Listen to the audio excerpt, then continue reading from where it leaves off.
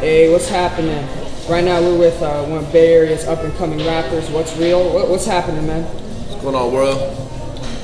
So, for those who don't know, Watzreal and I actually know each other way back in the day. I'm talking since, Elementary school. Yeah, way back. God's magnet, man. Man, good old days, man. Literally like since the sandbox, so definitely known each other for a while. But yeah, man, recently we've actually linked up. As you know, I've been definitely checking out your music, as well as going to your shows, because you've been throwing a lot of shows lately, especially in the last couple of years. You've been pretty lit. But yeah, man, I wanted to ask you, first and foremost, what inspired you to start rapping and just doing your thing? Just really got inspired through Beats, Rhymes, and Life. I've been writing a little bit before, but it's an organization, hip-hop therapeutic organization that, I just went into, and at the time I was really shy. Like I didn't really feel that confident in my rapping ability. I didn't really share too much. So I went there, freestyled a little bit, was still pretty nervous, came in the second day, and shared out his verse, and Stu was like, "Yo, man, you getting better." I'm like, "Getting better? I gotta keep doing this." So that little tiny compliment really helped me feel a sense of empowerment, and made me feel wanted in that group, and through that organization, I just gained a lot larger context of the culture and the power of using your voice on the microphone. So yeah, definitely big ups to Beats, Rhymes, and Life, because they played a big role and influenced me in hip hop. Definitely, man, that's what's up. And I actually did want to ask you some questions about that later.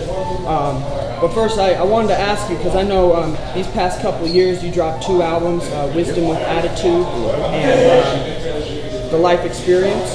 Yeah, The Human Experience. Human Experience, my bad. It's all right. good. So, which, by the way, definitely pretty good, man. Thank you, man. Definitely. So, tell me a little bit about the concept behind those albums and how that was all put together. So, both albums were mixed and mastered by my homie, The Politician. Big ups to him. He's definitely dropped a lot of gems and a lot of game. He lives out in Stockton. Concept for the first album was just kind of introduction to my style. I felt like as an artist, coming out with the first album was just trying to tell the world, what makes me separate as an artist. So I feel like that was the wisdom, the positivity, and the knowledge that I was dropping in each song. Right. The wit, the humor, which was kind of the glue to the attitude of being someone that's 24, 25 at the time that I dropped the album, being at that age, and just my attitude on life. So I feel like the wisdom and the attitude was able to merge together through the wit and the humor that I was using through the album. Okay.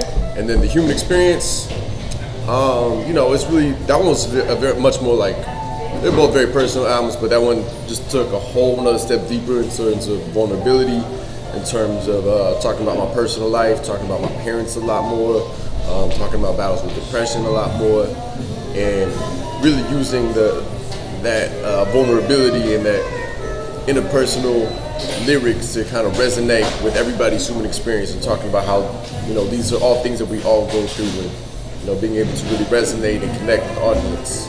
All right, man. So I know, you've definitely been pretty busy lately, with music, event planning, things of that nature. But then you, like you mentioned earlier, you also work for a nonprofit organization called Beats, Rhymes, and Life. Tell me a little bit about the organization and what you guys do there. It's a fantastic organization. It's one of, if not the very first, to take and merge hip-hop with therapeutic framework to create hip-hop therapy. How we utilize hip-hop therapy is we take artists and clinicians, cross-training them, and then have them work with youth in groups in schools and nonprofits and foster care settings. We run therapeutic activity groups where the kids come in. We have clinical discussions and therapeutic activities, and then derive the content from those discussions and activities to create music the kids write, record, and then perform in front of the community as a way to reintroduce themselves to the community, because a lot of times kids, kind of get stigmatized in a certain way. within their current surroundings. Right. Okay. What recent projects have you guys been working on? Recent projects. We are recently going through our resurface of our academy program. So the academy program is a wonderful program, which is how I got hired, which is they take past participants of the organization and give them the skills and training they need to eventually become staff members.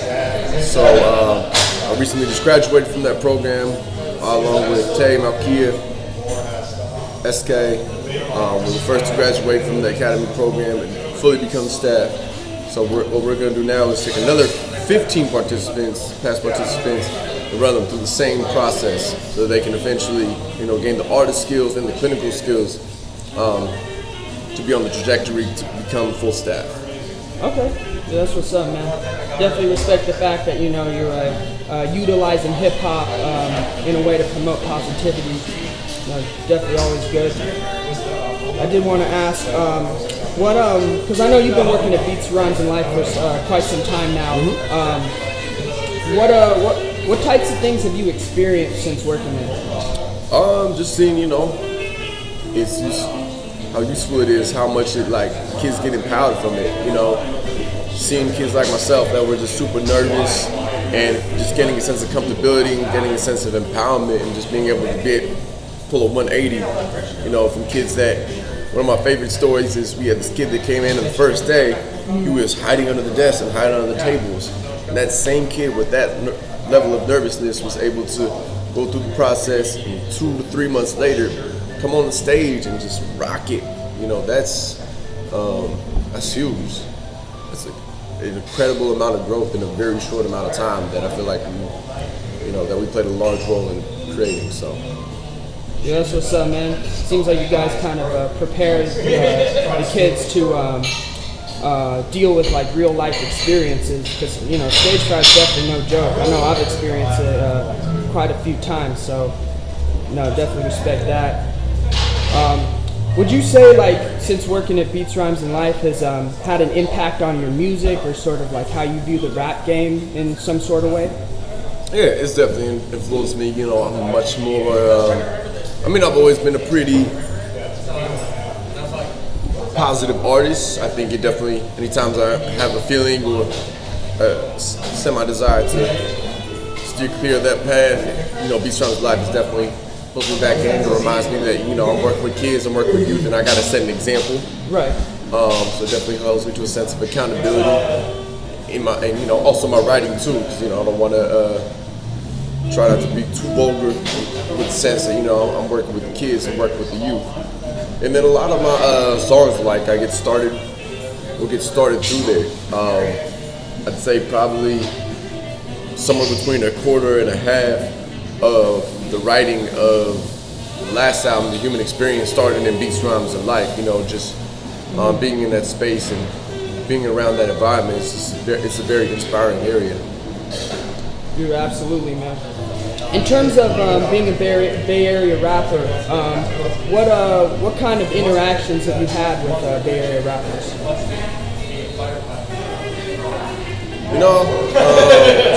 It's a very inviting scene. People are very open, and I feel like the culture is very open here, right? And people are very supportive of each other. I feel like there's a true connection to the pride and the skills that are being sharpened out here in the Bay Area.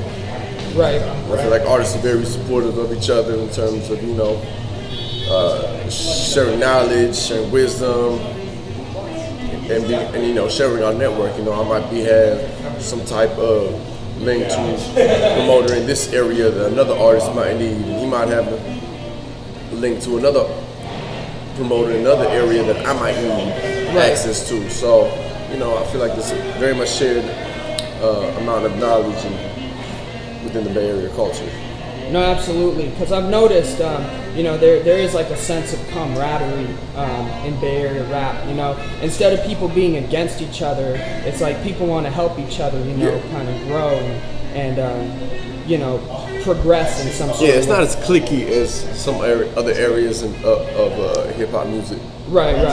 Yeah, because I notice definitely depending on the type of hip hop, you know, it definitely does tend to be a lot more clicky. Right, and you know, I can only speak from my perspective of being in a realm of positive Bay Area hip hop. I haven't like delved too much in like more of the hyphy scene or other areas of the culture, but in my realm, in my world of the Bay Area positive hip hop scene, that's definitely what I experience. It's a lot of open arms. Absolutely, yeah. And it's crazy because I feel like a lot of people, when they think Bay Area rap, they think, hyphy and muscle cars and all that stuff. Which, hey, I mean, don't get me wrong, like I've always It's great music, but there's definitely a lot more to it. But obviously, every area has a stereotype, and that's what's just gonna happen. But there's definitely, that's just kind of on the surface level, and it's a great service to have. I'm definitely proud of being from the Bay Area. Definitely proud of the hype music that we have here. But there's definitely a lot more to the Bay Area than just that. A lot of really good artists out there. Definitely. As of right now, what's your take on the Bay Area hip hop scene? Like, do you feel like it's headed towards the right direction, or how do you feel about that? I feel like we have the skills. I think the one thing that's really missing in the Bay Area is resources. I don't feel like we have the amount of major resources LA has or possibly New York has. So the skills are definitely here. People definitely have the talent. Right. It's just a matter of having the resources. So that's why a lot of people from the Bay Area move to LA. So I think what needs to happen is we need to start building and finding ways to create more of our own resources in the Bay Area to keep the culture alive, essential to the Bay Area. Okay, so what exactly do you mean by resources, like hookups or things of that nature? Larger platforms. So, the platforms here don't have the same magnitude of reach. Like, there's no, radio stations we have here are mostly controlled by Clear Channel, which we do not have. Which is a whole sense of fuckery that I'm not going to talk about right now because that's going to ruin my day. But there's not large enough platforms that are widespread throughout the U.S. to have the full reach and needed for artists in the Bay Area. I think we need to have more of these platforms that have the full extent, the capacity to reach the amount of people needed to really have a full impact as a Bay Area artist. The skills there. Right. Skills are definitely here. As of right now, are there any Bay Area artists who you feel do have the potential to blow, or maybe may gain some recognition in the near future? Definitely. I mean, man, it's hard for me to just pinpoint a few because so many out there. Definitely big shout outs to the homie Unlearn the World. He's definitely making some big waves. You said who? Unlearn the World. He's definitely making some big waves. Okay. He's been doing this thing for a cool minute. Killer Love's definitely making a pretty big research or making big searches on the Bay Area hip hop scene. And I could literally spend 2 hours naming off like talented individuals that have a lot of potential.